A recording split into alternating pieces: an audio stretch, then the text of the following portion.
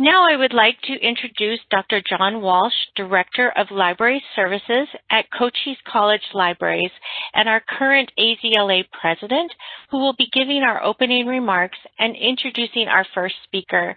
We hope that you enjoy today's summit. Thank you, Donna, and thank you for all the work you've done to put this together. Good morning, everyone, and thank you for attending the YA Summit today. I can't tell you how good this makes me feel to see you all here this morning. I have such a warm spot in my heart for young adult librarians. My dad was a big library guy. He loved going to the library. He'd take all 6 of us kids to the library every Saturday morning for most of my youth. My dad would always read the big city papers like the New York Times and the Boston Globe, and I'd roam the stacks, often with a youth services librarian looking for good reads. I have some very fond childhood memories of the time I spent with those librarians, finding something to read. Their service was invaluable to my development, and I'm forever in their debt. I learned from them that I could trust the library, that it was a safe place, and they would always provide the best information. So I thank you all for what you do for our youth. You are all important and do make a difference in young people's lives. And I know that can be a tough row to hoe sometimes. You know, recently I've been meeting with library directors around the state, tribal library directors, academic, public library directors, and I've heard from several that teens are the hardest group to engage in library. That's easy to understand because these days teens are so overprogrammed. They have school. They have extracurricular activities. Many now have some type of job, and even more than that. There are so many demands on them. When they do have time for themselves, the library is probably the last thing on their mind. I've also heard great things about successful programs that brought fun and socialization into teens' life. Seems like the same challenges and solutions the YA librarian has been facing for years, and teens are still going to the library. I am proud of the efforts of YA librarians. We must continue to reach out and engage teens. Teens that use the library learn at an early age that the library contains information that presents a true picture of the world. I think it's more important than ever to cultivate that trust that young people have in our institution. In this age of unlimited access to all information, it's become more important than ever to identify the most accurate information, and by cultivating trust in young people, they will go throughout their lives knowing they can return to the library for accurate information. The cultivation of that trust in youth, that the library is a safe place that provides true information, continues to be one of the shining lights that guides me in my career, and I believe is a major contributor to library sustainability. So again, I thank you all for your service. I want you to know you're wanted in this profession, and you are needed now more than ever by your communities and by ASLA. Be well, everyone, and be safe, and enjoy the conference. Now, it is my honor to introduce today's first presenter. Stephen Jackson is the Manager of Teen Services at Oak Park Public Library, Oak Park, Illinois. In 2016, Stephen utilized his restorative justice background to aid in the successful integration of social services in the Oak Park Public Library. With over 10 years of restorative justice experience, Stephen has facilitated and implemented a number of dynamic community and youth development programs. Welcome, Stephen.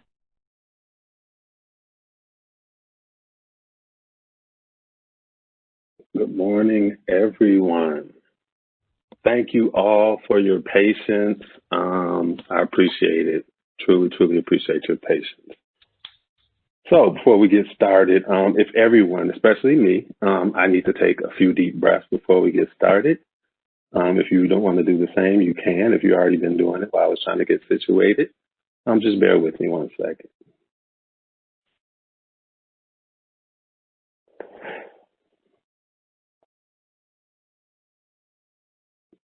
like I said, thank you for your patience. So I am Stephen Jackson, the son of Arthur and Shirley Jackson, grandchild of Arthur and Daisy Mae Jackson, and Andrew and Celia Jones. The reason why I share those people's names is because when I introduce myself, I bring those people with me. Those are my ancestors. Those are actually my grandparents. Without them, I could not be here. I represent my ancestors that preceded them, and also today I represent Oak Park Public Library as the manager of teen services.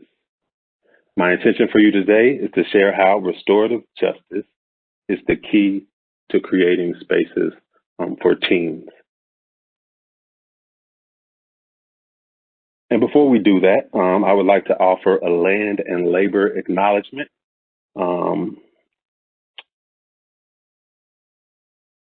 I want to acknowledge the original peoples of the land and the labor that built this country. So I will acknowledge the land on which the Oak Park Public Library in Oak Park, Illinois was built on, and I will do that by honoring these traditional lands of these tribes. You can see their emblems represented on the screen in front of you. So to the Kickapoo, we ask your permission to be here. For the Peoria, we ask your permission to be here. For the Potawatomi, we ask your permission to be here. For the Miami, we ask your permission to be here. To the Sioux, we ask your permission to be here. And for those that do not know, we do a land acknowledgement and labor acknowledgement of the original peoples of the land for many reasons. Our goal is to honor the ancestors who came before us. We want to acknowledge the indigenous people who are a part of our community today. We recognize that as long as we do not acknowledge these indigenous people on whose land we are on and the historical context that brought us here, we are participating, knowingly or not, in the attempted erasure of the indigenous communities. We do an acknowledgement of the original peoples of the land and the labor of these people who worked under chattel slavery because we do not want to participate in the erasure of the ancestors who were here before us and the people who are a part of our community today. Historically, our land was a part of a central trading hub for indigenous communities due to their ideal location between the Mississippi River and the Great Lakes, and our ancestors' access from the Chicago and the Des Plaines rivers. When white colonizers first came to what we now call Chicago in 1673 and spread to what we call Oak Park in the 1830s, Native American tribes had been here for many, many, many years prior. These tribes established a vast network of trails and portages that for the first white colonizers used for their benefit and that we still use today with little public credit given to them. The original Native American trails include what we now call Lake Street, on which Oak Park Public Library was built, and Milwaukee Avenue that is based in Chicago. Between 1790s and the 1830s, the original people of our land were forced to sign a number of treaties with colonizers, resulting in most ultimately having to cede their land and to make a perilous trip to reservations west of the Mississippi River. By 1910, the number of indigenous people in Chicago was just down to 188. In 1952, President Truman established a voluntary relocation plan where people on reservations were offered training and relocations into cities, with Chicago being heavily promoted. The goal was to solve what was referred to as the Indian problem by moving indigenous people to cities, assimilating them, and ultimately eliminating reservations. What indigenous people weren't told before they came to Chicago was the training they would be given sometimes would be outdated machinery and in fields they could not take back to their reservation. In addition, the housing offered to them was in what white people considered slums. The American Indian Center in Uptown Chicago was opened in 1953, 1 year after the Voluntary Relocation Plan, in response to the growing American Indian population and their needs. At the present, 65,000 indigenous people live in the greater Chicagoland area, and we are, according to the American Indian Center, the largest urban population of American Indians. There are no federally recognized tribes of reservation in the entire state of Illinois. We also want to recognize the labor in which this land was developed into what it is today. The identity of the people who labored this land has been eradicated by what some have called a paper genocide by the Racial Integrity Act of 1924, which coalesced Natives and Africans into the term colored. What this did was further confuse the historic lineage of people who were already abused and used to build this nation. We honor the blood, sweat, and tears that were exhausted to afford each of us this privilege of living in this country with resources we have had at our disposal. The mistreatment of this group was inhumane, and we acknowledge the labor of those who are the foundation of this nation. These people go unrecognized and undervalued. Today, we value you and we acknowledge you.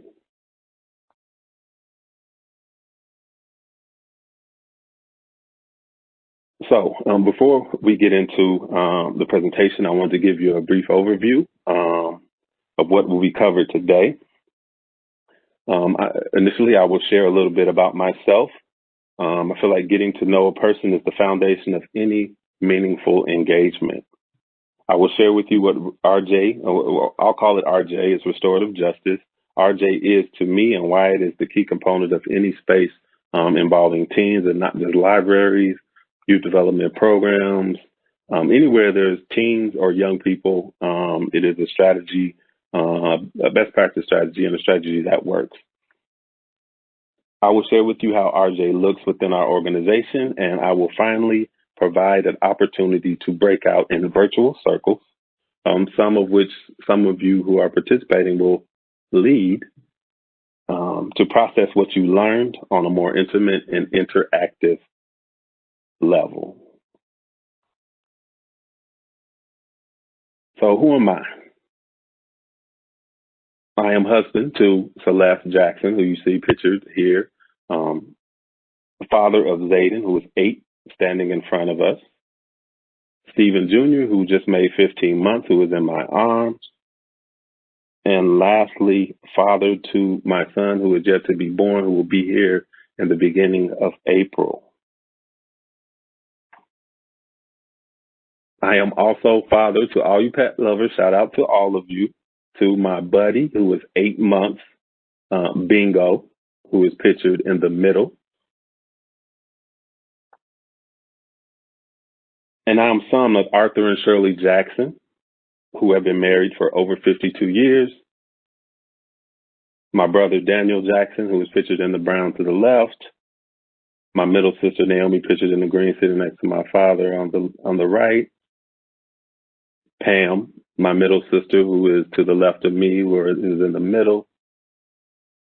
And finally, my twin sister, who is pictured, as you see, to the left of Pam, on the far left next to her husband.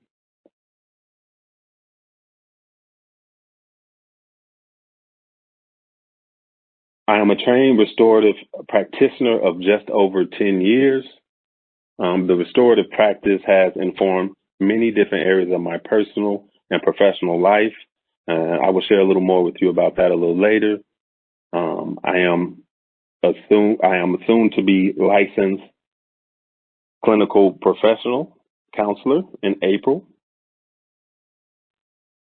And finally, I am the manager of teen services at Oak Park Public Library.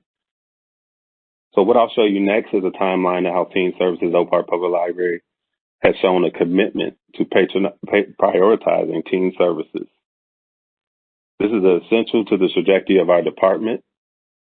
Mind you, we use the show and grow method, which is creating the value and the support that followed. So I want to preface this with, I am not a librarian. Excuse me. Having spent the past 5 years in the library world, I have come to learn a lot about the library world. I've come to respect and honor the work of librarians. And I tell people all the time, if I knew how cool librarians were, I would have probably became a librarian. But it took me this long to come to know how actually cool librarians are. Prior to me being in the library world, I thought everyone who worked in the library was a librarian. So that tells you how ignorant I was. But I want to give you a context of how Teen Services ultimately showed the organization the need to grow and to be independent of our Adult Services Department. And sharing this timeline will give you a little bit of my background as well. So in 2016, I started at OPPL Public Library as a community resources specialist. I was responsible for serving vulnerable populations and was a part of the integration of social services in public libraries. For most people that I know that work with teens, consider them to fall in that vulnerable population, considering their brains are continuously developing during their years, teen years, and well into their 20s. With that being said, some of the decisions or decision making can place them in that category. When both Robert Simmons, who is now the Director of Public Safety and Social Services, started, served the whole life spectrum with social services. And I specialize in the teen population, having worked in the context of the local high school by creating and directing a restorative program that ran during 3 lunch periods during the lunchtime. So later in 2016, while I was at my post at the OPPL Public Library, I felt isolated because I was not a librarian. I wanted to find others who had been in the library world and using restorative practices in that context. So the people I made contact were some folks at the Spokane Public Library. Shout out to Spokane Public Library, who's doing amazing work with the community court in their public library. To Pima County Public Library, I'm sure you Arizonians are familiar with Pima County, who is doing amazing work and continue to do amazing work. The Milwaukee Public Library as well. And as I mentioned, the Spokane Public Library, they have a community court that I visited a few years back, and I was blown away with how they are using restorative practices by adjudicating the community issues. They have really been an inspiration to me, how they've done it and shown me what is possible in the library world. Pima County has always been welcoming to me when I reached out. Shout out to M. Lane, Kelly Wilson, Mary Sanchez, Jennifer Badir, Amy Russ, David Brehan, and Pam Park. They always have some type of representation during the monthly calls that we have, which I'll share a little bit about later on. And most namely, the first person I made contact was Linda Braun. She welcomed me with open arms and has been nothing but a resource and continues to be that, and you will be hearing from her here. This intentional outreach to find additional support was instrumental into sustaining me and our department at OPPL Public Library. In 2017, we were a part of the IMLS Communities Using Museums and Libraries as Assets. We received a $150,000 grant in partnership with Triton College, E-Team of OPPL, and OPPL Public Library being the site. The community college, which was Triton, provided the nationally certified mentors and tutors to serve the students that were functioning in the bottom 25th percentile academically at our local high school. The E-Team was the community agency ran by an ex-teacher from the community that we live in, OPPL, that used her inside knowledge and understanding of educators to conduct outreach to families and to arm them with tools to navigate the intricate school system. OPPL Public Library was the space, and I aided in managing the site. This effort was huge, and never had our organization taken on such a big project around serving teens. In 2018, OPPL Public Library rebranded the Department of Social and changed it from Community Resources to Social Services Department.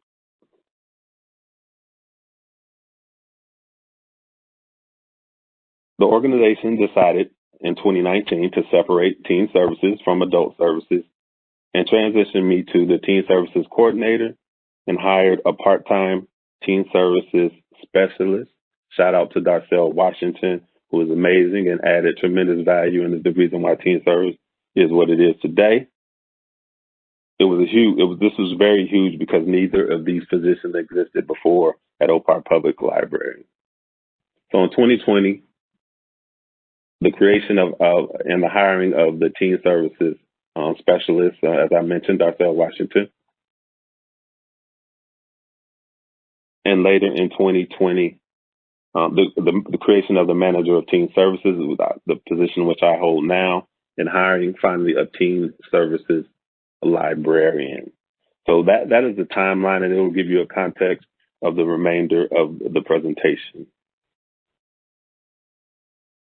So, what is restorative justice? It's a method of practice that creates an environment where every voice is heard. When harm is done, the aim is to repair the holistic well-being of the people harmed and to take proactive steps from preventing further instances of this harm. There are many different practices associated with restorative justice, but we will focus on peace circles and the principles of peace circles. When I address as restorative practices in this presentation, that is what I am referring to. There are other forms of restorative practices such as victim offender mediation or dialogue, conferencing, victim assistance and involvement, former prison assistance and involvement, reduction of disparate minority incarceration, real restitution, community service, several different forms of restorative practices. But for this presentation, I will specifically be speaking about restorative justice peace circles.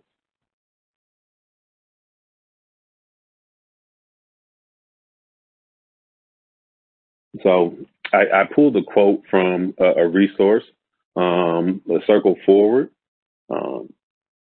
And as you can see, they explain it as a simple, structured process of communicating that helps participants connect with a joyous appreciation of themselves and others.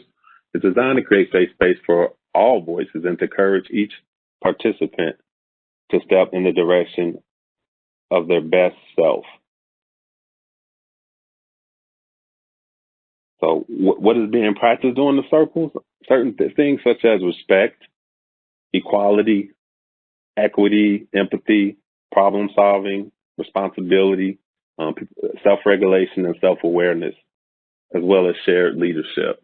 In peace circle spaces, to me, it is one of the most equitable positions to be in because everyone in the space has an opportunity to use their voice or not use their voice, but everyone has an equal opportunity to do so. So to me, it is the sheer form of equity that I can think of. So you may ask why restorative practices when serving teens. I don't know how familiar you all are with brain development data on the prefrontal cortex of the brain, but it's not developed until the mid-20s. Some say when I was in undergrad back in the day, it was 30. Now I hear mid-20s. So when snap decisions are being made by a teen, such as tossing water bottles or books from the manga collection, we ask such restorative questions such as, what actually happened?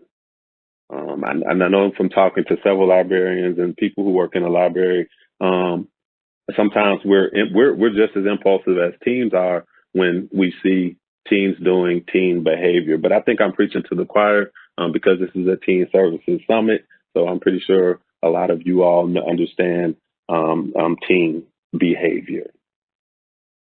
We ask questions such as, what were you thinking at the time? You know, situations turn right or left at any time. I'm sure that we've all made decisions where we've done things where we weren't really thinking at our best self, as the definition mentioned. So we ask these type of questions. So it gives the prefrontal cortex time to process and answer these questions.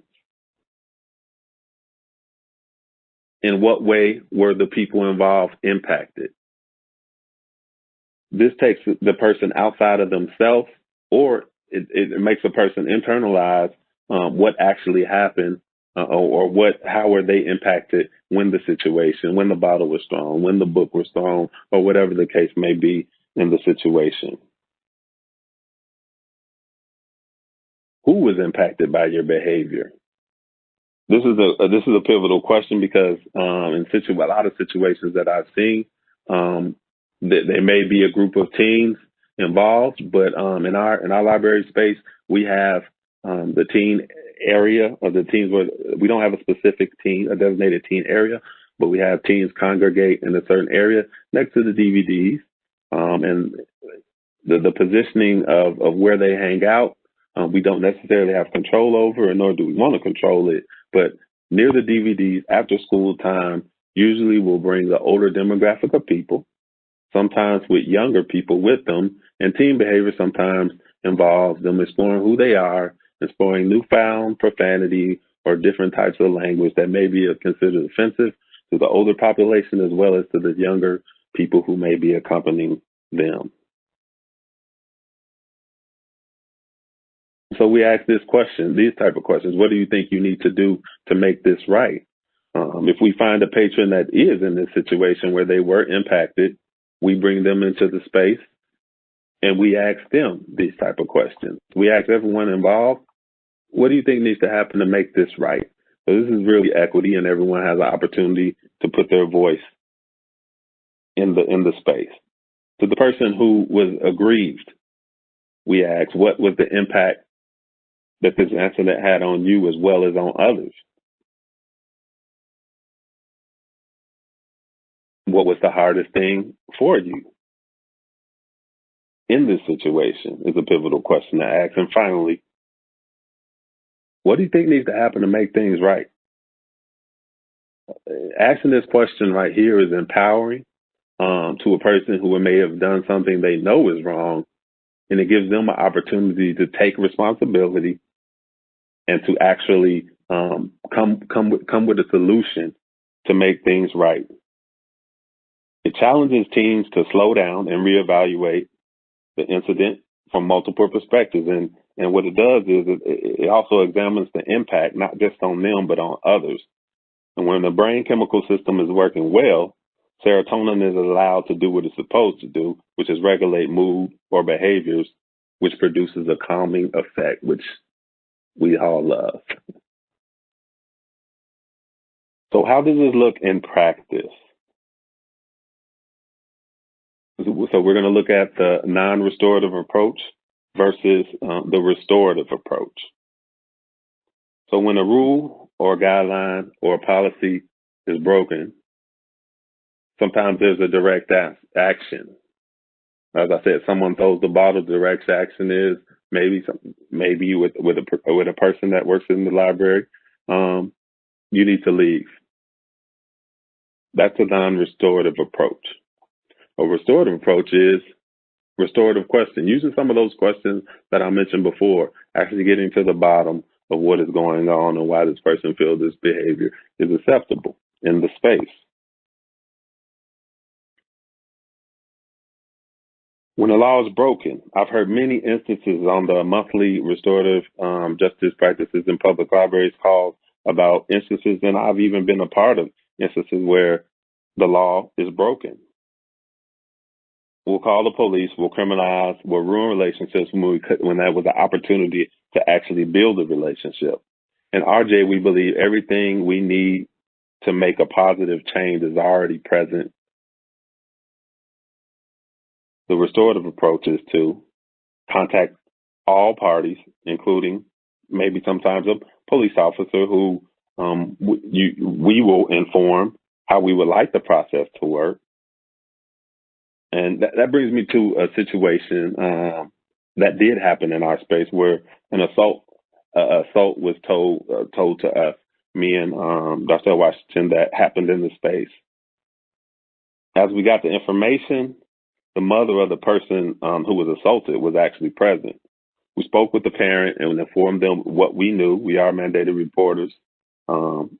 The parent questioned whether she wanted to call the police, and we informed them what we could do is play the part in seeking some type of closure on the incident for her. We had information about some of the teens just because we had built relationships with them, and we used a tricky way by taking attendance when we do have programs or we do have something going on, and we'll ask for food allergy questions. Just to preface the following question, to ask for emergency contact information if you are eating something and you have that. And that is the way we'll get the parent information, because sometimes it is very difficult just to say, what's your mother or what's your father's phone number? So by leveraging the relationships we built of this young man in this incident, we found out what school he went to, because he didn't go to the local school. So we did contact the school of the teen. Because of confidentiality, we knew that we couldn't get information, so we shared our information with the head of social work at the school by informing them what happened. Well, not necessarily what happened, but an incident happened involved this student. We don't know if the student goes here, but if you could contact this student's parent because a criminal act happened, we were able to give the parent information from the social worker to the parent, and have the parent reach out to us. And that's how we got this contact information of this person in question prior to this incident. So we had this person's information. And all this happened through relationships, through building relationships, through the restorative practices we're speaking of. We believe that most of the parents think their child is doing what they're supposed to do at the library. And sometimes when we do contact parents, we find out the other way. So what ended up happening with the situation is we facilitated a circle with the parents, grandparents, the dad, the mom, the library staff, both of the people who were there, Ms. Washington and myself. The officer, could not make it that particular day. But after the circle ended, we realized he wasn't even needed, or she wasn't even needed, because I'm not going to share too much of what happened in the space, but the parents were able to have conversations with each other. We were able to ask restorative questions to the students, and we found out why this particular person was acting out the way this person was. I can't tell you this person had experienced a loss of his best friend who had just passed away a few months prior. So this person was acting kind of erratically. So we were able to connect them to resources from my social services background. We were able to connect them with the resources that they needed to get a resolution on this issue. So that was just an example. So a non-restorative approach to a fight would be called the security or the police.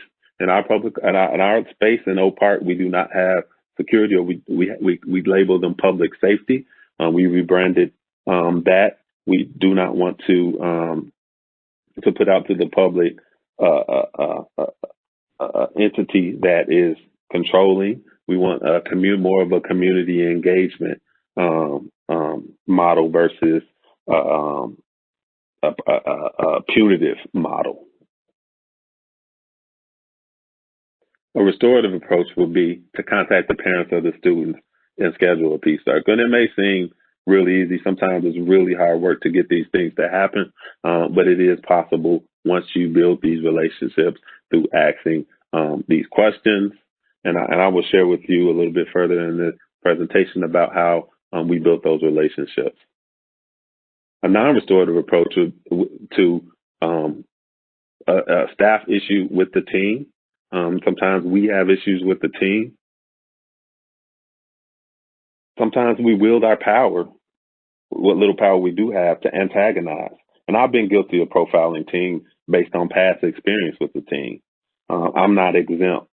What happens is we treat them differently, and we end up having an anxiety-provoked response, and we don't want to do that.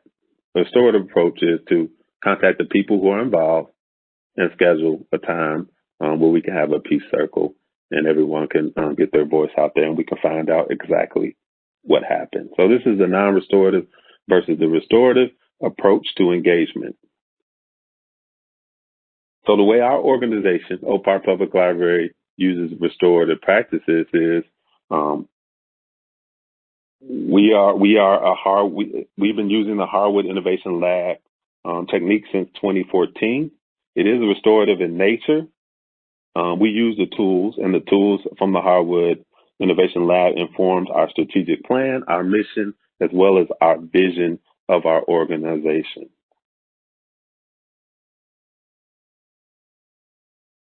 Excuse me.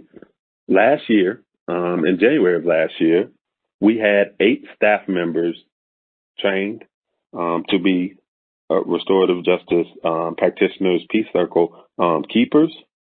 And with that brought the amount of people within our organization, myself and 2 other staff included, to 11 trained practitioners in our organization.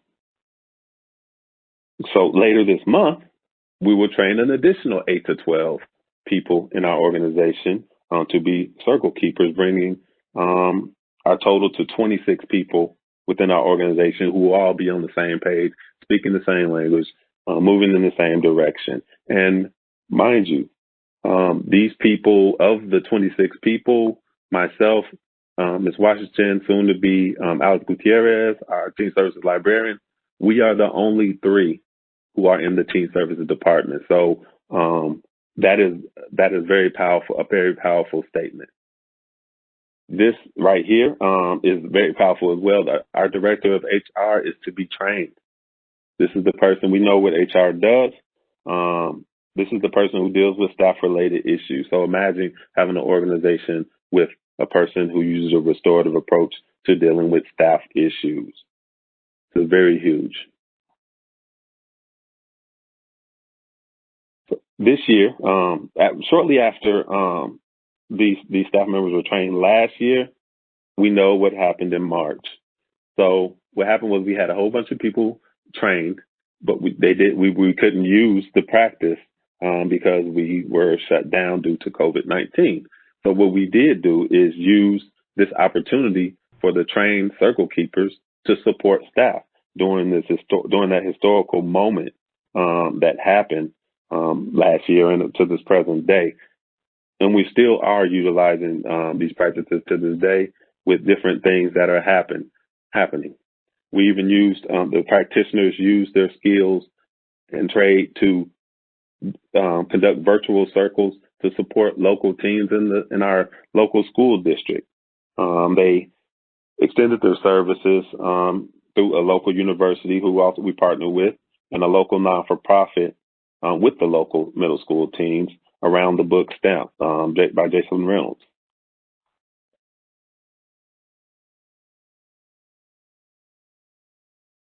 So we're currently using the support circles for affinity group spaces with the publicly broadcasted racial tensions of this past year. We were able to do this and to have meaningful conversations through the affinity group format. So these are ways that our organization has used restorative practices internally with the organization, and we supported them around the current events that we know happened, the recent events we're looking to do in DC. Staff, we're doing a bunch of staff surveys, a bunch of staff circles, and we're getting information that staff need support during this past year has been really, really monumental for this country, and people are feeling that. And to have a safe space for people to do that, it is powerful. So I'm gonna share with you a few of our strategies that we've used, integrating restorative practices.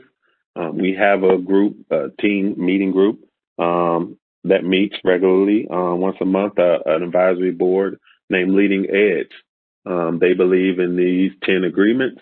Anytime before any program, before participating in the program, there has to be consensus, as in the circle process, around these 10 points that you see here about how we treat people with dignity, how we offer support to those who need it the most, how we use language that does not offend the other people in the space. And then in a teen space, that may look different than in an adult space. We want them to understand the liberation of learning. We want them to honor multiple perspectives. We want them to participate positively in our activities that we're conducting, honoring the space, honoring the confidentiality, speak only words that empower, and to seek first to understand instead of being understood, as Stephen Covey says. And what you see here to the right is signage that we use to put restorative language out. And what this does is it gives language to staff that may not be trained, and sometimes have issues dealing with teen behavior. They can point to the sign. Signage is huge. Point to the sign that says, "Hey, you're not treating everyone with dignity right now. You're not honoring the space by throwing the bottle over there. You're not respecting others' personal space by doing this." So what it is a guidepost for people, or a touchstone where people can just say, "Hey, this is what's going on," instead of just, being straight punitive, as we mentioned before. Another way that we have created a restorative environment is a practice that we've implemented, creating a welcoming space by every day.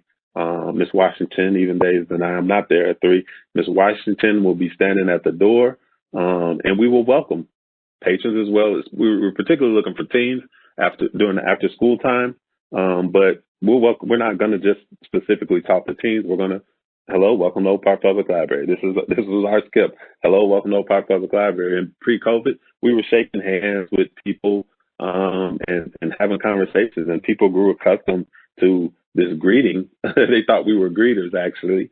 They get accustomed to this greeting in this welcoming space, and we would get all type of different statements from staff, as well as from, most notably, from patrons who come in and feel good, have a better perspective when they come in by being greeted with 2 people with a smiling face.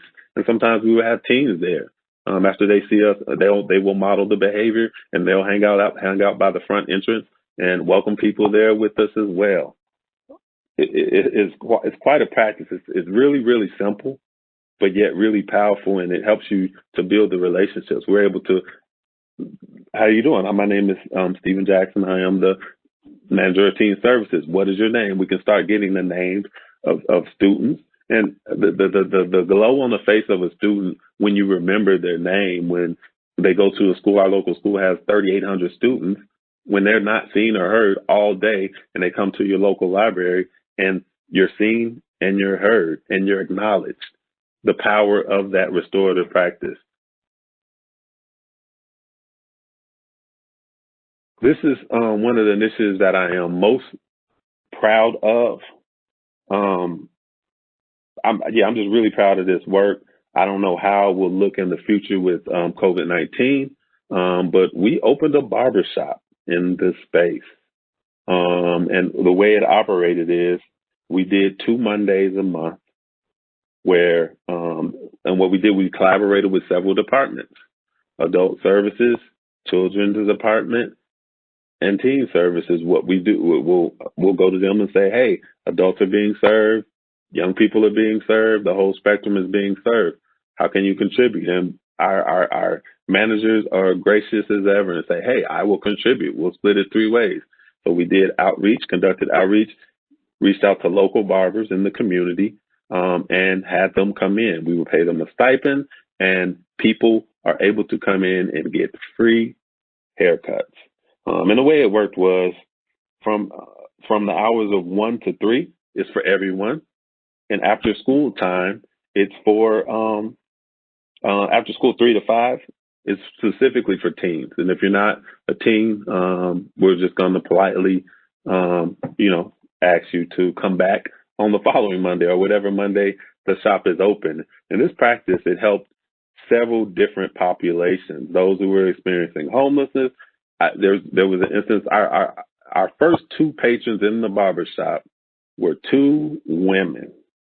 Who would ever thought that would have been the case? But that is the case, and we are grateful that we were able to provide this resource to the community. There's been instances where young people, the little ones, had their first haircut at their local library.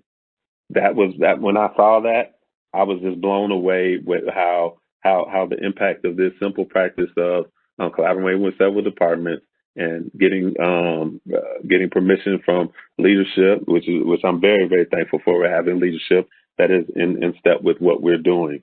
So this is another space in our organization that I'm particularly proud of.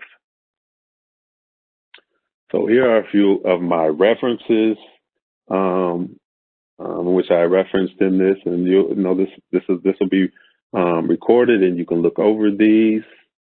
I want to thank all of you for participating in this. I want to thank you especially for your patience with these technical issues that we had. But there are some actions that tangible actions that I'll share with you that we can take or you can take. As I mentioned earlier, a community of practice. You can create a community of practice. The librarians are a powerful group of people, and that's what I've learned being in the library world. You all have a very, very extensive network. So creating a community of practice and just reaching out to people. Another action, you can join our annual Restorative Justice Conference. For the past 3 years, we have had a Restorative Justice Conference. And this past year, our theme was the medicine wheel, balancing humanity. We had over 396 patrons that logged in for this conference. The conference took place for the whole month of October, 9 of the 31 days of October. We had 33 workshop presenters present that presented, and we just reached out to people, restorative practitioners. We had Pima County participated and did a workshop. Kelly Wilson and Jennifer, we were really grateful for them.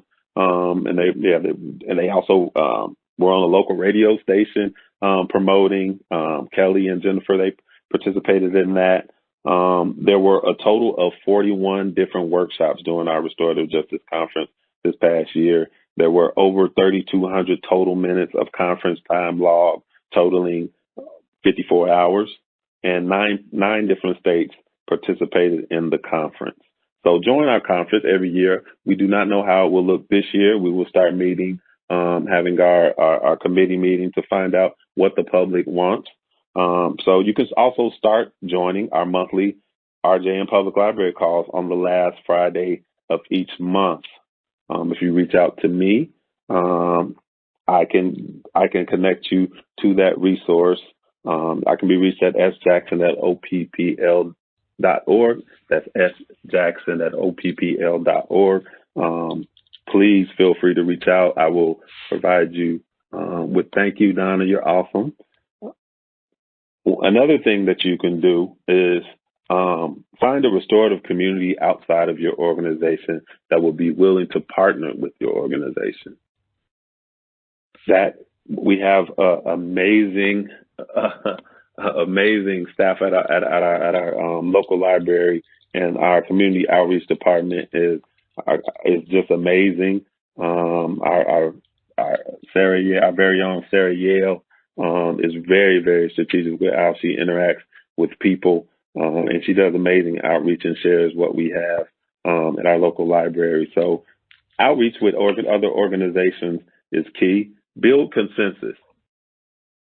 Building consensus is very, very, very essential to this process, because you don't want to be out there by yourself. It can easily be formed. Consensus can easily be formed through mission alignment. It's very hard to dispute something that is in alignment with the mission of your organization, the vision, or the values of the organization. Once people see the value in the practice, they will do the work willingly. And what I've learned this past year, and we've learned, is start with the internal work. A population of the willing, people who want to. And we're very gracious to have people that wanted to be trained in peacekeeping. And you can talk to any of them. They'll share with you how transferable this skill is inside and outside of their work environment. And you can do this by using your professional development or continuing education funds strategically. Plan it out. Prove your value. And as I stated before, align the mission of the organization with what you're doing. Thanks and shout out to our teen services team, Alex and Darcel, Alex Gutierrez and Darcel Washington. Shout out to both of them. Shout out to Sharon Grimm, our learning and talent development coordinator of our organization. She was very instrumental in forming a coalition of the willing, the people that want to get trained. She coordinated all of it. Shout out to her. Shout out to our whole Circle People team and our organization as a whole. We love all of you all. And before we close and go into the breakout, I want to offer a closing. You may have heard of this before. It's by Robert Fulghum, who wrote a book that was titled the same thing. Everything I learned in kindergarten. All I really needed to know about how to live and what to do and how to be, I learned in kindergarten. Wisdom was not at the top of the graduate school mountain, but there in the Sam Powell at Sunday school, these are the things that I learned. Share everything. Play fair. Don't hit people. Put things back where you found them. Clean up your own mess. Don't take things that aren't yours. Say you're sorry when you hurt somebody. Wash your hands before you eat. Just wash them in general, COVID-19. Flush. Warm cookies and milk are good for you. Live a balanced life. Learn some and think some and draw and paint and sing and dance and play and work every day some. Take a nap every afternoon. Oh my goodness, if that was possible. Then when you go into the world, watch out for traffic, hold hands, and stick together. Wonder. Remember the little seed in the styrofoam cup? The roots go down and the plant goes up, and nobody ever really knows how or why, but we're all like that. Goldfish and hamsters and white mice and even the little seed in the styrofoam cup, they all die. So do we. And then remember the Dick and Jane books and the first word you learn, the biggest word of all, look. Everything you need to know is in there somewhere. The golden rule and love and the basic sanitation, ecology and politics and equality and sane living. Take any one of those items and extrapolate it into sophisticated adult terms and apply it to your family, life, your work, or your government, or your world, and it holds true and clear and firm. Think what a better world it would be if we all, the whole world, had cookie and milk around 3 o'clock every afternoon, then lay down with our blankets for a nap, or if all governments had a basic policy to always put things back where you found them and clean up your own mess. And it is still true, no matter how old you are, when you go out into the world, it is best to hold hands and stick together.